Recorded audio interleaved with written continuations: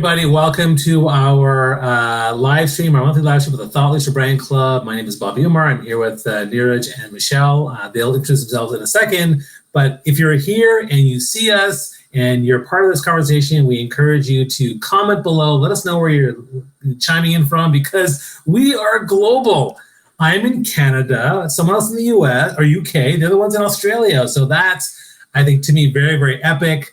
I'm not sure, it's probably not the first time we've done this before, but it's very cool to coordinate. Now, if we had someone from India or Hawaii, this would never work because one of us had to be up in the middle of the night. But thanks so much for joining us today. We're going to talk about how to cultivate meaningful relationships on social media, whether it's LinkedIn or even beyond. This is live stream on LinkedIn, Facebook, Twitter, or whatever you want to call it now.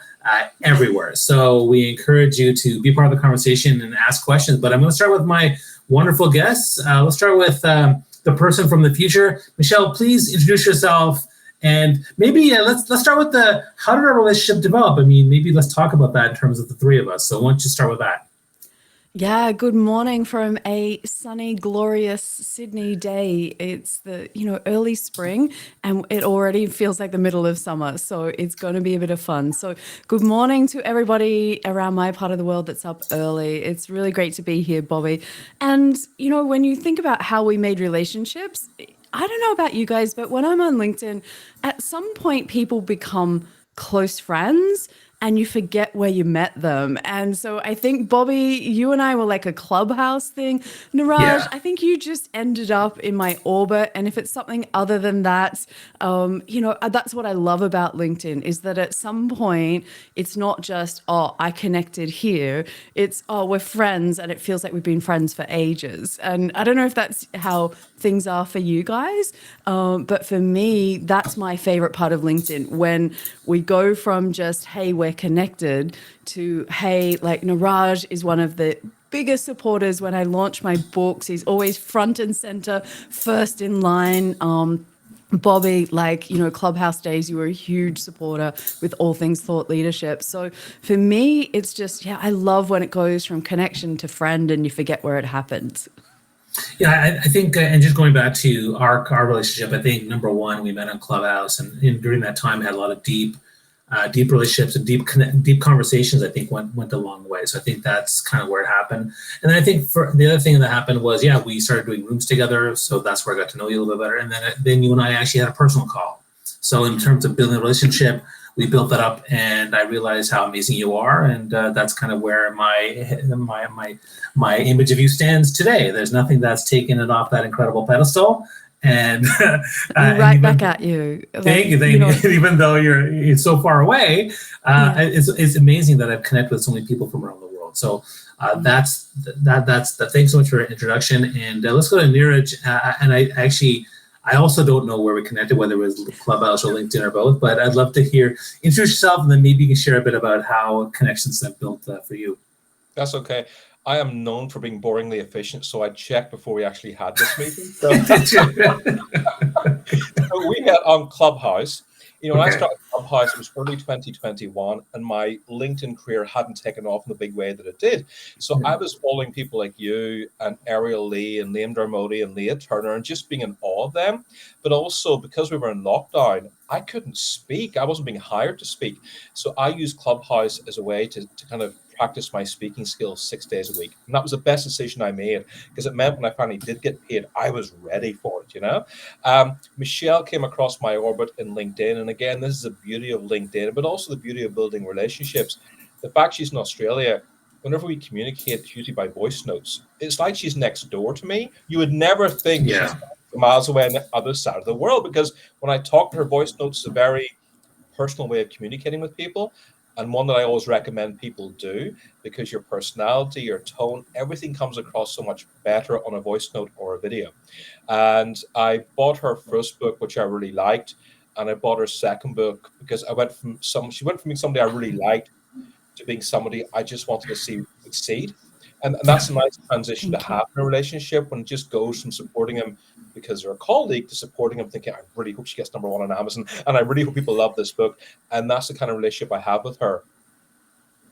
No, that's amazing. And I think for the most part, so Clubhouse was the initial, start of things, and then I think it transitioned over to the LinkedIn family, and there's a lot of people here that are part of this network connection. So I think that's kind of where it began, and I think that's why relationships are, when we look at what is meaningful to us. I mean, you talked about supporting someone's book, and also just being there for them. But let's talk about that, because I think that when it comes to building meaningfulness in the relationship, I mean, what are some of the things that you're doing to try to elevate that?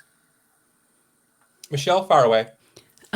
Look, I think Niraj and I share a heart because we're both in service of other people. And we also have twin cats, by the way. That's the other thing that we have in common. But ultimately, I think what we both do very, very, very well is always look for ways to help other people rise. Niraj, as he said, and I acknowledged, all about my books. He's always front and center with anybody that launches, and not just books. It's like just every day. And I think for me, the more opportunities that you find to help other people, the more it just comes back to you tenfold. And I think that that's just one of the biggest, blessings of my time on LinkedIn, because I genuinely love my time on the platform. Because now I'm surrounded by pretty amazing people. And, I've done a post like a little while back, and I've just been, updating some things. So I saw it. And it was like one of those things that is that whole, when I'm asleep here in Australia, I know people like Niraj and you, Bobby, and, a bunch of our other friends are thinking of me, so that if an opportunity comes up that's the right fit for me, you guys are like first in line going, go to Michelle. And I wake up to these messages and I'm like, how powerful is that somebody on the other side of the world is just thinking of me while I'm sleeping. And I just, I don't know. I think that's the magic of LinkedIn that people forget about when they're focused on things like the algorithm. That's very well said. I mean, last year I changed my business model from selling to serving. And I said to myself, okay, every day, what 3 people am I going to help? Not what 3 people am I going to help to become clients, but what 3 people am I going to help today? And a lot of the time, especially recently, at least 2 times a day, I'll help someone who's lost a job. And I'll reach out to them to say, look, I'm not going to sell you anything. I've lost my job in the previous recession. Okay. I know how it feels. I know how it's going to affect you. I know your LinkedIn profile needs a lot of work. I'm happy to give you 20 minutes. I want nothing. I don't want a testimonial. Don't give me a shout out on LinkedIn. I just want to help you. That for me is serving. And I expect nothing from it, by the way. And now and again, 6 months or 12 months later, that person's got a job, got themselves into a good position. I'm the first person they recommend. It's like what Michelle said, the good you do always comes back to you. You don't do it for that reason, but I know for a fact it's eventually going to come back to me. That's just how the world works. Yeah, I think for me, like in the early days when I was a speaker, I focused on talking about professional networking, how to be a networker. And one of the things I often talked about is, how can I help you was a question that I often would ask people. But now what I typically would ask is, how can I help you make a difference? What exactly is you're trying to make an impact on? What are you trying to make a difference in? And how can I help support that? Because then if they have a program, if they have a book, if they're trying to find a job, then I can make an impact in a very specific way. And so that's kind of what I do from that standpoint. And then in terms of meaningful relationships, I think that the most important thing with meaningful relationships is getting together on like if I can't meet you in person, getting together on a call, a Zoom call or a live stream, whatever, like that to me is where we deepen the relationship, we have the interaction, we see each other, and that's where, because I think that even though I have a face built for radio, it's still good to see my face, because then you see my personality, and here you are in my home with the bookshelf and the photos, and there's a picture of New Zealand right over there, so because my wife went there. So, that's where I think meaningful relationships have become more important. And I think particularly during the pandemic and coming out of the pandemic, we're now kind of starving for more meaningful connection. Can you guys maybe comment on that in terms of how we're getting through that? Niraj, you can go first on this one. You guys are so polite. We'll just take turns. I know. Yeah. I'm currently in a hotel room in England. I've been in London for the last 2 days on business. I have 2 clients who started working with me. One is doing LinkedIn training, and one is doing one-to-one coaching. And it was over Zoom. I made the effort to come to London to get, I wrote actually the post about it earlier today, 90 minutes to the airport, 1 hour through the airport, just over 1 hour for the flight, and another 1 hour on trains in the underground. And by the way, hotels in London are very expensive. And I made that decision because I wanted to see the clients face to face, not just over Zoom, because you have a different relationship with when you do business with anybody face to face, or you meet people face to face. And while I'm here, I'm catching up with my other clients who I work with on Zoom face to face. I'm catching up with LinkedIn connections face to face. Tomorrow morning, I'm at LinkedIn headquarters in London, in Barrington, face to face. So making an effort, and I let people know I make this effort because it's huge financial investment and a huge time investment. So you want to build relationships, think long term, and also think of giving massive value to people, because that makes a huge difference. Yeah, look, it's just a big ditto from me to all of that kind of stuff. But I have a question, Niraj. Did you end up having a conversation on the plane that led to a conversation about LinkedIn? Because I just went away on the weekend and I got talking to the person in the seat next to me. And then next minute I'm sending my book to them because, it's the power of conversations. It's the power of not thinking we should be scared of everyone or that don't talk to strangers, which we were all raised on. And so for me, I think, I'm so grateful that I spent 20 years in B2B sales because I'll have a conversation with anyone. And I think when you get to do it face to face and make that effort, it just recharges my batteries. Now, I am an extrovert, so I know that there's probably some introverts out there that are like cringing, going, no. But, at the same time, I think everybody needs that face to face time again. And that's something that I've noticed my whole world for connecting and networking for the last few years has been on Zoom, has been, in conversations like this. And it's something that I realized that because I built my business during COVID and we were in lockdowns here in Sydney for so long, that I've gotten out of that habit to get out face to face. And most of my business comes out of the US. And so it's this real conundrum for me at the moment. I'm proactively reaching out deliberately to connect with more people in Australia because I love my global community, but I would love to get out and do that face to face like you're doing there. And, hopefully at some stage see people in your part of the world. But for right now, I literally don't have many close connections here in Sydney that I've met on LinkedIn. How crazy. I feel like you guys are friends from the other corners of the globe. But locally, would I go and have coffee with anyone on LinkedIn? There's not too many relative to what's out there. So I think what you're doing is fabulous. It's so funny. Great minds think alike.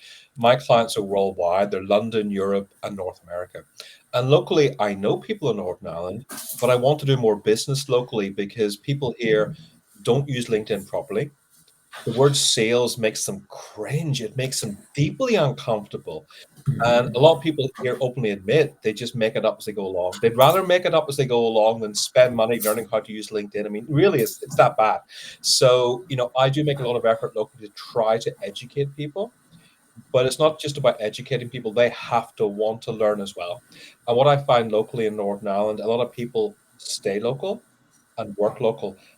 And that's absolutely fine if that's what you want to do. It's not what I want to do. I was lucky. I spent 23 years working in corporate London. And the last 5 years, I traveled worldwide doing shipping events. So I know what it's like doing business in South Korea, the Middle East. Australia, sadly, was through WebEx in those days. Not even Zoom, it was WebEx. But I went to North America and doing the East Coast and West Coast trip. I know the value of having clients worldwide. You pick up so much. You learn so much about people. You learn so much about business. People in New York are very different to people in California, who are very different to people in Texas, who are very different to people in Florida, who are very different to people in Georgia. I mean, 5 different parts of America, and they all sell differently, And So not to mention those time zones. Yeah. 5 different time zones.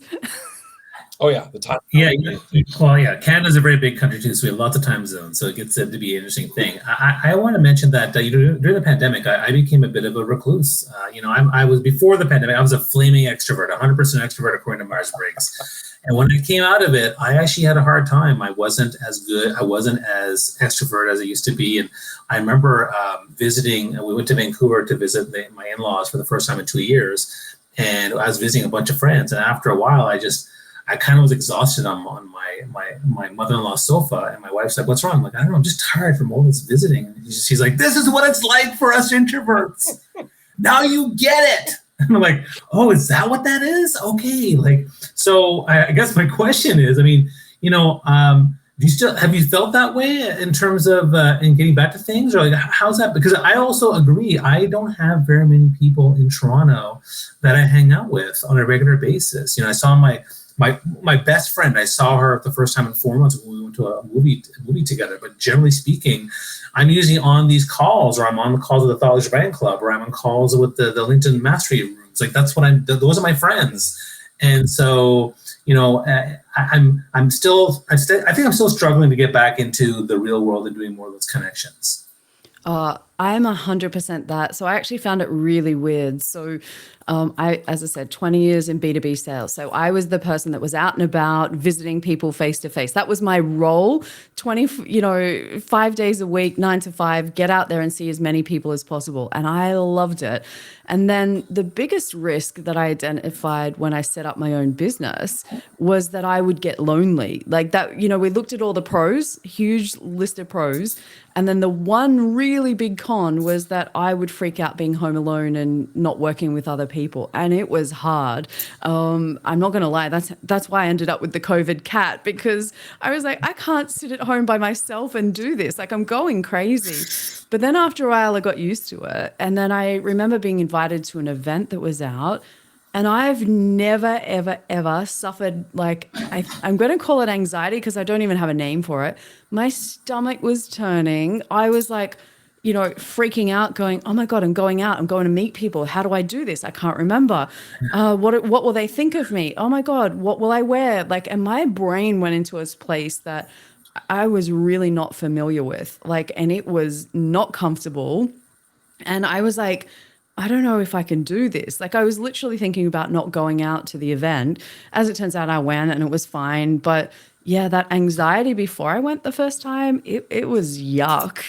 So I really feel for people who go through that regularly. Like, I have a different level of empathy for that now. But, what I can say is it was definitely worth the effort. But yeah, I was scared. I was literally really anxious. And so I can only imagine, like I said, what it's like for people who don't enjoy going to events, don't enjoy networking. I feel it now. I can actually have empathy and know I get it. So yeah, it's been interesting. It's fascinating. People talk so much about what it's like being a business owner and what it's like having the freedom of a business owner and being your own boss. And that is absolutely true. Nobody really talks about the loneliness, and nobody talks about the insecurity. The number of messages I get when I do a post now and again, I did a post 2 days ago saying, you know what, this time last year, I made 2 of the biggest decisions in my career. I released a 3rd book and I did a TEDx talk, 2 of the most daring things you can do. And the book didn't become a New York Times bestseller. And the TEDx, although it was brilliantly received, didn't even get 3,000 views on YouTube. And I felt terrible about it. But you know what? It's not what happens. It's how you react to what happens. And that is so important. When you're a business owner, there's a great danger of thinking small and playing small. And my advice is don't do that and get out there. And if you are an introvert, it's absolutely fine. No one's judging you. But introverts at events do very well because they're great listeners. And introverts at networking events do very well because they ask questions. And you have to kind of know, my daughter's an introvert, so I completely get it now. And I know how to talk to them, thank God, because of her. Because her worst nightmare is going to an event, making eye contact and talking to a human being. So I get that. Yeah, no, I agree. And we have some people who are tuning in here and sharing their comments. Again, if you're part of this conversation, please share, let us know where you're from, share your comments, ask questions. We'd love to have you be part of this conversation. And of course, there will be a replay that's here on the TLB Brand Club. I should mention the TLB Brand Club is a company page on LinkedIn, but it's also a membership community of people, diverse people from around the world. And the whole idea is that we're helping you go from building a clear personal brand and building a thought leadership brand so that you become, get speaking gigs, get media opportunities, get book deals, and maybe elevate yourself so you get career opportunities. That's kind of what the membership community is all about. If you want to learn more about us, feel free to look us up. Let's continue this conversation about meaningful relationships, because I think that, yeah, I mean, I was also struggling. I think the struggle as an entrepreneur is also very hard, because, I'm here by myself. Now I actually have my wife, and my partner is over there, and it's kind of cool to have, sometimes we're bantering and say, oh, it's like in the workplace. This is kind of cool. But what I used to do before then was I would book breakfast meetings. That would fuel me. So I do like 3 breakfast meetings per week, Monday, Wednesday, Friday, and that socialization would get me fired up. Okay, let me get back here and do some work. And that's kind of what I did in the day pre-pandemic. Now I still have to get back to it and start thinking about those things. But for now, LinkedIn and actually now WhatsApp has become a very popular community where people are sending voice messages and talking to each other, and I do enjoy that. But I definitely miss the in-person thing. I want to transition though into, because both of you have done a really good job of building relationships, and it's part of your business. So maybe you can talk a bit more about, why it's so important to build them, and maybe give some advice to those who are struggling to build relationships, particularly from both digital or in person. And we'll start with you, Niraj. I'm going to start with you. Okay. In 2023, it's now September 2023, things are moving so quickly. The pace at which business is moving, the pace at which things are being introduced is almost kind of terrifying right now. There's 2 old school things for me which really haven't changed. One is the joy of sending somebody a thank you card in the post, because that doesn't go out of fashion. And the second thing is people still buy from people they like, know, and trust. Those things have not changed. They're still very old-fashioned, but still very relevant in the modern day world. And I wrote down a wee list of things here. So far this week, I have left 4 happy birthday voice notes. That's just a great example. If you're an introvert, you have to show your face on camera. You just leave a voice note saying, I wanted to wish you a happy birthday. I hope you get spoiled rock. I hope you're not a work date. Go up to your friends and have a good time. But you know what? You're going to be inundated with LinkedIn messages. I just wanted to personally say, I wish you a fantastic birthday. You're a great LinkedIn contact to have. All the best. That takes 30 seconds. And 9 times out of 10, I'll get a reply almost within 24 hours saying, oh my God, thank you so much. That's a great way to build relationships. Recently, I've hired a company to do my website. I've given recommendations to the copywriters, and they said, can you use this? Of course you can. I give them a recommendation without them having to ask me. It's saying thank you. It's showing gratitude towards people, sending thank you cards, promoting people on posts. My post today, I didn't just say, here I am away on business, go see your clients. Of course I did. I promoted my clients that I'm saying. I put website links in the post because I want people to go follow them and connect with them and do business with them. Again, it's like what we said earlier. It comes from a place of serving and wanting others to succeed. And when you take a step back and treat business like that, business becomes so much more enjoyable because you're building trust and you're just being a massive person of value to other people. And business is relationships. You asked me here today, Bobby, because you know me. And when you asked me who we should get, I said, look, I want to get Deanna or I want to get Michelle. Why? Because I have relationships with them. And that's what it all comes down to. Business is relationships. I was just thinking all of those actions that you said, Niraj, are what I call nurturing relationships. So if you scroll the feed for 5 seconds or, 5 minutes, what you'll see is there's 1,000 hacks for the algorithm, copywriting hooks. How do you get people to engage more on your posts? There is people using templates to reach out and connect with people. And so they do all of this work. And then it's like, well, why aren't I just getting leads? And it's like, because it's all about you and tricks and, collecting the biggest number of followers that I can, as opposed to let's slow everything down. You don't need an automation tool on LinkedIn when you just slow things down, be targeted, build a proper community, and do things like Niraj said, leave recommendations, endorse people, leave voicemail messages. Those kind of things nurture relationships, keep you top of mind, and they are the things that make people think of you when they've got a need for that kind of business. Now, I don't see posts on LinkedIn talking about nurturing relationships, and it's a bit of a bugbear for me at the moment. I think it's, so many things are pressing my buttons. being an amazing copywriter will get you so far.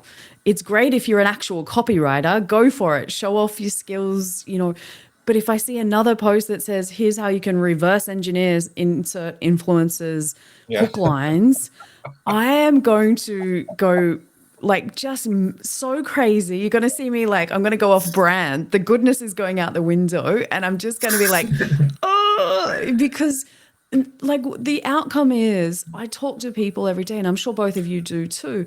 They're overwhelmed by the advice. They're freaking out. They stop posting or being active on LinkedIn because they think they're not doing it right. And there's all these other consequences. And I just wish more people would talk about nurturing relationships and doing those small actions behind the scenes. Like everybody thinks my business grew because of my posting. No, you don't see what I do in the background. You don't see how many times I'm connecting people, referring business opportunities, saying, hey, you pair are both just nice people. You should know each other. Those are the things that make a difference when you're building a business and building relationships, not I got the world's best hook line. I don't know. I just had to get that out there. Thank you for, I'll get off my soapbox now. Okay. Thank you for your TED Talk. That was great. And what I was going to say that, you can outsource copywriting, you can outsource email marketing, you can outsource people to do your website. You can't outsource building connection with people authentically in person.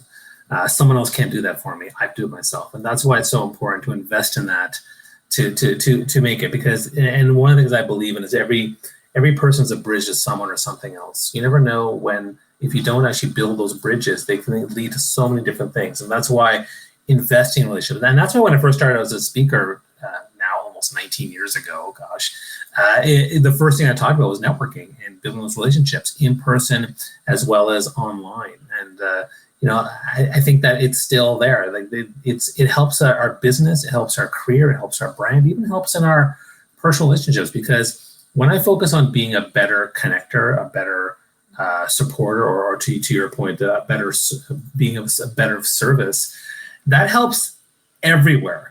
It helps being a parent to my kids. It helps being a friend to you guys and other people. And it helps with everything that I'm trying, even my parents, who are aging, and trying to support them, and all that stuff goes a long way. So for me, working on that, can make me a better everything. And so that's why I do love it so much. And go ahead. Is there anything, if you want to take this another way, you totally can. I don't have to lead the questions. I think it would stamp out the connect and pitch problem that we have on LinkedIn. It's become so bad that most people are like this and really defensive before the good guys even try and send something out. And this is what I say at my clients. We're not at zero trust. We're at minuses because of all the bad actors that are on LinkedIn that are just doing things at volume. And I don't always blame the individual, because I think there's always a KPI sitting behind it when you work for someone else that encourages that poor behavior. But I always notice that there's maybe messages on how to connect, but no templates for what do you do after that, which is why I think we end up so off track. And so, for me, it's just, slowing things down, I think, is the answer. Just take that pressure off yourself about big numbers and, oh my God, that person's got more followers than me. Yep, they do. Like, yep, no big deal. Like, you guys got more than me? So what? Doesn't mean anything. But I've found a lot of new people on the platform just really overwhelmed right now. And I think that's why I'm so passionate about this topic. And I know you both would be as well, because we want people to have a voice, everybody, not just the loudest people in the room, and slowing things down. One thing that happened yesterday to me, which I think is quite very timely, is returning favors to people. Someone does something good to you, you should always something back to that person in return. So 5 years, when I said just over 5.5 years, I set my business up. And if anybody had ever told me how difficult it would be to set a business up, I probably wouldn't have done it. So I'm glad nobody did. Me neither. I wouldn't have done. Hardest thing I've ever done, hands down. I mean, it was just, I thought 23 years in London, got a best-selling book, I'm going to crush it. And it was so difficult my first year. And I was thinking back, I left a voice note for a lady called Julie Futcher, who's a sales trainer. And 5 months into the business, I met her. I was struggling. She took me out for some pancakes locally. Anybody who takes me maple syrup and pancakes is pretty much going to be a friend for life. And I saw her speak at an event. She was just very kind, just give me some advice and guiding me in the right direction. And a month ago, somebody approached me about sales training, but they were adamant the person had to be local in England. I said, well, look, I'm in Northern Ireland. And he goes, no, we have to have someone in England. And I said, well, why are you asking me for? They hadn't actually checked to see where I was based, unbelievably. I said, you know what? I can't do this, but I'm going to recommend someone to you who can. I gave her a glowing reference, and I've got in touch with her, and she got in touch with me for the first time in years to say thank you so much. So when people do good things for you, and for people listening today who are thinking, I have high KPIs, which is a brilliant point you made, Michelle. A lot of people are under severe pressure to perform, and a lot of people are getting horrible advice, and I mean horrible advice about connecting and pitching. Because they tried it once, they got lucky, and now they tell everybody the same bad advice. Building relationships is long term. I returned a favor to somebody from 5 years ago today, but I never forgot that kindness. People don't forget kindness. They really don't. I've had people I've helped get jobs by introducing them to recruitment consultancies. And about 2 years later, after they got the job, they've been promoted and they hired me 2 years later because they never forgot my kindness. They never forgot the fact I introduced them to a recruitment. That was all I did. I didn't say hire this person. I didn't say this. I just introduced them saying, look, you're going through a tough time right now. Here's some ideas. When I see people struggling mentally, again, I suffered mental health problems during lockdown. I reach out to them with advice and I have a 15, 20-minute call. I ask for nothing. People never forget kindness. So please think long term. Please put others first and understand business is relationships. And if you do that, you'll be amazed in the next 3 to 6 months how your business goes, whether you're a business owner or whether you're working for somebody else. I want to add 2 comments to what you said, which is great. So the first thing that came to my mind is in the early days, again, of me speaking about networking, and I want to talk about in-person events too, because we're talking about digital, but we're also talking about in-person. One of the big things I've tried to help people with, you mentioned, Michelle, about the nurturing things. One of the things I help people with is to be memorable. What can you do to be memorable? So asking the question, how can I help you make a difference, is great. Asking them questions, investing in their story, being vulnerable, following up with action to support somebody, all the thank you cards, all that kind of stuff is a way for you to be memorable. And I think that's a really great way to nurture and build that relationship. The other thing I wanted to comment on is, you guys talking about LinkedIn, but I'm a big multi-platform content guy. So, digital, when we say building meaningful relationships on social media today, I want to address the culture of LinkedIn and the, oh my God, spam. Yes, I find that, to be honest, I have far greater success and reach with direct messages on Instagram and Twitter than I do on LinkedIn. Typically with LinkedIn, what happens is a smaller percentage respond, even my first connections. And then even when they're people I don't know as well or just recently met, they get really apprehensive about what you're going to say. But when I do it on Instagram, I can start a conversation way easier there or on Twitter. And then what happens is I say, come back to LinkedIn and connect with me. So, there is a culture thing with LinkedIn where it is hard to start conversations. People are very apprehensive on there about the pitch slap, as they call it. I kind of want to see, and I know you guys are both LinkedIn advocates, but I do want to address that I'm using other platforms. In particular, I use a trio of Instagram, Twitter, and LinkedIn. And even though people say Twitter is crazy and is a bonfire with Elon Musk, the truth is there are myself and other people who are doing business there and are making great connections because you can access a lot of people. I want to ask your thoughts on, are you doing anything elsewhere? And if so, how do you integrate that with LinkedIn as your primary platform? This is an interesting point you made. I'm a great believer in testing. So I spent a lot of money hiring Facebook experts to do advertising on my behalf. And I've tried it on 4 occasions on Facebook tests, Facebook challenges. It has never worked for me. So now I just use Facebook for just keeping in touch with friends and family worldwide. Me too. With Twitter, I get nothing out of it, never have done. On Instagram, again, I hired an expert 2 years ago in Canada. And he's got about 230,000 followers on Instagram. And after 3 months of working with him, I went from having 555 followers to having 557 followers. You can pay me next time. I could guarantee that. Literally, I have my friend who's just graduated Niraj. Who the hell is this guy's terrible? I know he's terrible, but he's so successful. He's so well known, and he's a multimillionaire, very rich guy. But he couldn't make it work because I kept saying LinkedIn's my platform. So I've tried other platforms because I do think it's important to try things. But for me, I do believe multi-platform. LinkedIn is only 30% of my revenue.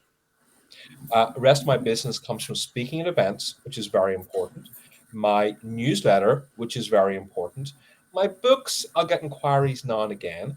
And then, of course, referrals is huge. Asking my clients, what was the experience like working with me? Did I deliver everything I promised? Did I over-deliver to you? Oh, wonderful. Look, I'm sure you know referrals are so important for small business owners. Who in your network do you think could benefit from my experience and my knowledge? And that for me is, I call it multi-platform selling, or multi-platform networking or multi-platform relationships. But for me, the mistake, I will never rely on LinkedIn ever again, because in lockdown, all I was a sales trainer. And that disappeared. I lost everything. Now I always have a few different streams going. That's like a safety net for me. And that's just me personally. But when I recommend it to other people, they tend to like that. It tends to work well for them as well. See, for me, I'm also a tester. So LinkedIn has always been my favorite platform for 9 years, even when I worked for other people before it was my business. When I set my business up, then I saw somebody's piece of advice that said, don't have all your eggs in one basket. So I went and connected on Twitter and Instagram. And this is around Clubhouse time when they were sending traffic that way. And I hated it. I literally hated both of those platforms with a passion. And every time I went on there, I was like, I don't know what I'm doing. I don't want to know what I'm doing. And, I got some trolling and stuff on X or Twitter or whatever you guys call it these days. Instagram, I'm like, yeah, look, I get it, but it's still not my thing. So what I actually did is I made a decision to pare it all back, because what I found was I couldn't keep up with everything. For the level of what I had to do to build a business, it was just not feasible. Now, what I've done in that time is also I've got 2 podcasts and also a YouTube channel. So I do have other platforms other than LinkedIn. And why did I pick those? It was purely and simply, my podcast first started because Michelle Griffin told me I should have one. And I was like, okay, whatever. So not a good strategy. Just even though she's amazing and it's good for your personal brand, don't do it just because of that, is my handy tip. But the reason that I did like that and YouTube is because my content that I put so much effort into would last longer and not disappear down a feed. And so they were more searchable. I wanted to build up more long form, because I absolutely love long form content. I love to be able to kind of get my thoughts out there and have conversations with people to do the same. But yeah, so for me personally, I stayed away from more the other traditional socials and just focused on building my business, getting that right. And I think, I probably need another year before I start exploring some of those other ones. And thank you for whoever that is that's said my hair, I'm having a good hair day. That is the beauty of jumping straight out the shower and straight on camera. So thank you. There's nothing out of place. And can I just say, just in case there was, I have my comb ready. But yeah, I'm sure Niraj has a comb too ready as well. Yes. So that's me, and I think that's the thing. Everybody's got to find what works for them. And there isn't a one size fits all. People always ask me, oh, what should I do? I don't know. I literally can't tell you what you should do, because there's things that I love that you'll hate and vice versa. So some of it is that testing that we were talking about earlier. I think the general idea, though, and this is what I talk about a lot, is the diversity of people you meet across other platforms is a way to reach new people. I think one of the challenges with being on LinkedIn is that we have the similar people commenting on our posts, even if we're not in. And there's people in engagement pods, but even if you're not, you still have the people that love your stuff. And then how do we get new people to see it? So that's typically the reason why I do it. But I also think that, for example, if you're a prolific video person, I know Joel Lalji, for example, he loves videos. He's doing TikTok, and now his business is he said he's doing better business on TikTok than he is LinkedIn. Doesn't mean he stops LinkedIn. It's just that he's done well from on TikTok. And of course, I have videos on Instagram and on YouTube as well. So I think we have to kind of figure out all those different things that work best for us. But for me, I like the diversity of the different platforms. There are different cultures. So what I will say, and this is something maybe a lot of people don't know this, but I've done LinkedIn audio rooms now since they've been around, since they started. But to be honest, the ones on Twitter Spaces are far more, they're more loose, they're more unrestrained. They're, people talk about whatever they want, however they want, and it's actually kind of fun in some ways. Whereas on LinkedIn, sometimes we're like, sometimes I feel like people are in their suits when they're talking, even though it's just audio. And so I think there's something colorful about that I really enjoy. But what for me, again, LinkedIn is my primary place. I bring people back there as my connections, and that's kind of what I do. Niraj, you already made a comment on that, so I appreciate that. I want to first, I want to thank you for your time for being here, and I'm not sure how much longer we're going to go. I know some of you have to leave, but there are people listening in. If you have other questions or comments, you can certainly ask during this call or afterwards. That would be great. I do want to ask another question, which is, you talk about building meaningful relationships with the connections that matter. The question I get a lot, and I want you to answer this too, is, but there's so many. So then how do you choose where you spend your time? So let's say, for argument's sake, you have, 10,000 connections or followers, and then you have, 500 that are local to where you live, and then there's maybe another 200 that you know pretty well. So how do you navigate that? I have 30,000 followers. I only speak to 1% of them. That's pretty much it. Yeah. I speak to the same quality people, and I'm at a stage in my career now where I don't care about 35,000 or 40. It really doesn't matter anymore. What I care about is the quality of those relationships. And again, the people I'm meeting this week, apart from the new clients who I'm seeing, everybody else I'm seeing are people who are LinkedIn connections. They're people I value and trust. They're people who, some of them shop my posts regularly, some of them just now and again. But when I have a book come out, they will buy it. When I do a TED Talk, they'll watch it and comment on YouTube. That's my audience. It's like my tribe or my community. That's a big word being used in 2023, and it's a very important word as well. And they're the ones I spend so much time with. I had, I'll give you a good example. I had lunch yesterday with Karina Goots, who's a Middle Eastern strategist, lovely person. She's giving a talk in a week's time. I said, hey, Karina, why don't we have lunch? Buy me some lunch. I'll give you half an hour of just free speaking advice. Immediately, yes. We met up. I listened to her speech, went through her speech with me. We spent 40 minutes together. Why don't you try this, try this? Oh, and keep this in mind. Oh, keep that in mind. Loved it. That's it. That's the kind of value I like giving to my network. So for me, it's the quality, it's the quality, it's the quality, it's the quality. That will always mean more to me, having 300 people that I speak to every month, as opposed to, say, having 1,000 who I speak to just casually. I have to admit that as a business owner, I'm still figuring this stuff out, because year one, while I was just trying to figure out, oh my God, I own my own business, what is going on here? And just building, becoming, how do I do invoicing? How do I do this? So the first year was a blur. Second year was like, I don't know, I don't really like what I did in the first year. I refined my products. Third year that I'm in now is Operation Rebrand. So that's, really consuming me. But what I've realized recently is that I feel like I'm stuck in an echo chamber, which is the words we use for seeing the same people and the same stuff. And it feels a bit monotonous to me, which means that I haven't been doing the right work that I know I should to find new people proactively. So the search bar is the most underrated feature of LinkedIn that nobody talks about because it's not cool. But I've literally gone through and I'm proactively making sure that I reach out and connect to new people. Now, I haven't been doing that for too long, probably 2 years properly. Whereas when I came from the beauty industry and I was working for somebody else, I was blinkers on anyone that's in this industry. I want to know them all. And I feel like as a business owner and a LinkedIn trainer, I can work with anyone and everyone, especially if they're on LinkedIn. There's all different ways that I work with people, but that's also kind of slowed me down from who do I look for, like, because, and we talk about things like niches, like that's a cool word, but at the same time, that's what focuses you. And when I say B2B, that's huge. So for me, I'm going through this, okay, who is it and what is it that I want to go after? And what kinds of conversations do I want? And what interesting guests can I have on the podcast?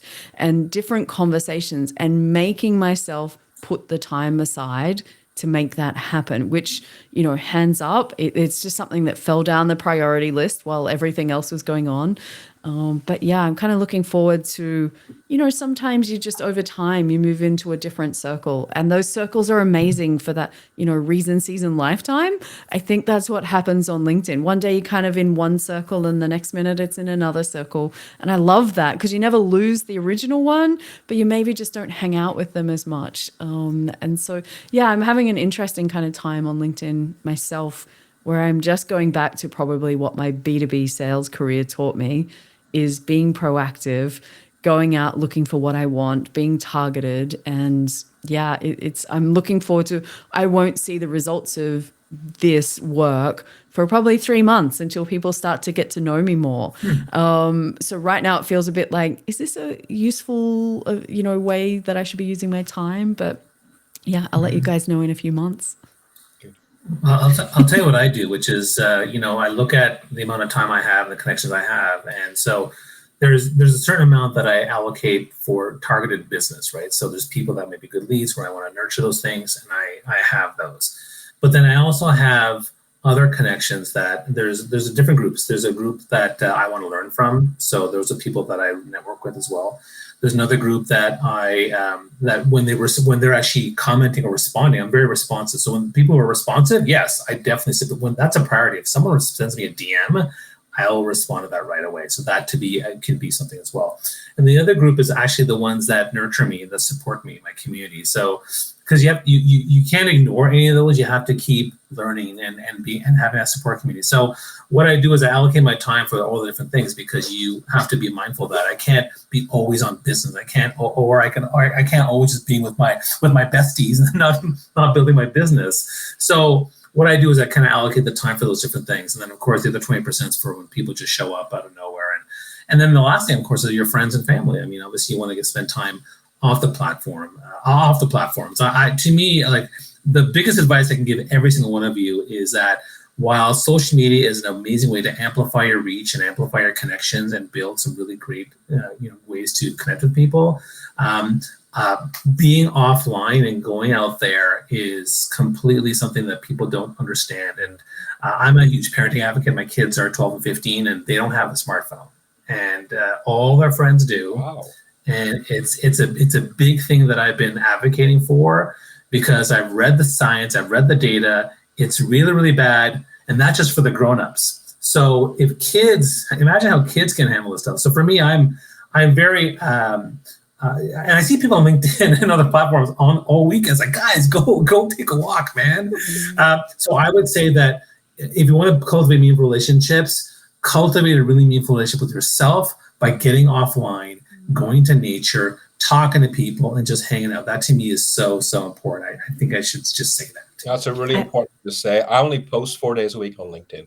I don't post 7 days a week. I know people who do, and a lot suffer from mental health problems. You won't know about it publicly, but I know about it privately. Not all of them, but I know quite a few that do. Because getting the numbers and the exposure is big for them. Getting the followers is big. But I'll tell you what, your mental health is way more important. Your sanity is more important. I really respect what you do with your kids. I've seen the damage it does to my nephews. Literally addicted to their phone, do homework, Totally. and they'll lie on the sofa when they come home from work for 3 hours and just watch YouTube like this. It's just incredible. Saturday's my day of switching off. I rarely post at the weekend, maybe once a month, but very rarely. And that's important. 4 times a week I post, and I have a business on LinkedIn, so it's important to mention that. Yeah, and speaking of which, we're kind of at the end of a call. I want to respect your time. I appreciate you being here. But maybe, Michelle, can you tell us, everybody, what you're working on and how we can support you and how we can help you make a difference? Yay, networking. Right? Look, I am up to my eyeballs in Operation Rebrand, which for those of you who are new to me, essentially, I started my business not thinking I was going to be selling chemicals and ingredients into the beauty industry, not being a LinkedIn trainer that helps businesses to grow. So, going through this rebrand process is quite cathartic. In some ways, you realize how far you've come. And I just did a post yesterday that shows people my first video versus how you see me here today, and a lot of my other content. So it's been a brilliant process to go through that. If you just start and you keep practicing over time, it's just light years ahead if you just put the effort in. So if anyone needs any help with how do you grow a business using LinkedIn, reach out. I'd love to have those kind of conversations. Thanks, Michelle. Niraj? Q4 is just around the corner. And this is the busiest time of year for most people. And even though LinkedIn's a big part of what I do, it's a huge part, Q4 is mainly about sales and next year. And if you're struggling with sales, if you're struggling with overcoming objections, if you're struggling with clients ghosting you, and if you're struggling to get responses on emails, please send me a DM. And most importantly, please don't ask me to work for free. That's all I have to say. Me neither. Awesome. And I want to mention, the reason why we're doing this, I always talk about thought leadership. So the way I've done these live streams is that I have a model for thought leadership, and the foundation is mindset and confidence, which we did a live stream on in August. The other part is digital presence, which in content strategy, which I did with Liam and Ariel. And the other part was building relationships, which is why I brought you two amazing people to it. And next month, we're going to talk about storytelling, speaking, and TEDx talks. I'm bringing in two people who've done more TEDx's than I have. So 5-time TEDx speaker meets an 8-time TEDx speaker and a 9-time TEDx speaker. We're going to talk about storytelling and communication. So that's kind of what these live streams are for. If you like this stream, feel free to share with your network. Follow Niraj and Michelle, please. And of course, the Thought Leadership Brand Club is a membership community. If you want to know more about it, feel free to DM me. There's some really amazing people in the group. We also run rooms. We have a Thursday and Friday mini trainings where everyone's available to go. You can check my post from yesterday where I invite you to see. We have 2 speakers coming in. And at some point, if Niraj and Michelle can also come, I'll try and invite them if they can wake up and be at the, because Niraj is late at night and she's early morning. And it's like, okay, I appreciate that. But we also do LinkedIn Mastery every Monday, Tuesday, Thursday, and Friday on LinkedIn Audio and Clubhouse. So feel free to check those out. With that, thank you so much for your time. Appreciate it, guys. I think you've done a really marvelous job. I do value and respect you and admire some of the just the people that you are and the values you hold on to and that you espouse out there. It just means a lot and says a lot about who you are. So thank you so much.